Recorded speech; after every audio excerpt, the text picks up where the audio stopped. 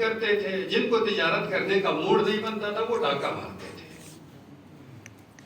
اور یہ جو قبائلی سسٹم رائج تھا، اپنی جان بچانے کے لیے، اپنے مال کی حفاظت کے لیے مجبوری کے طور پر یہ سسٹم رکھا تھا۔ اگر کوئی انسان اکیلا ہوتا تو اس کو نوچ لیتے تھے، اس کو ختم کر لیتے تھے، جہاں پر جانور ملتے اٹھا لیتے تھے۔ اور قبائل کے اندر 3 طرح کے گروہ ہوتے تھے۔ ایک فرزندان اصیل قبائل، ان کا ایک الگ درجہ ہوتا تھا۔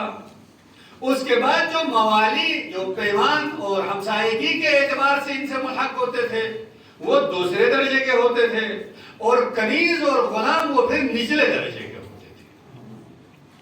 اس دور میں پیغمبر اکرم آئے، نچلے طبقے سے تبلیغ شروع کیے۔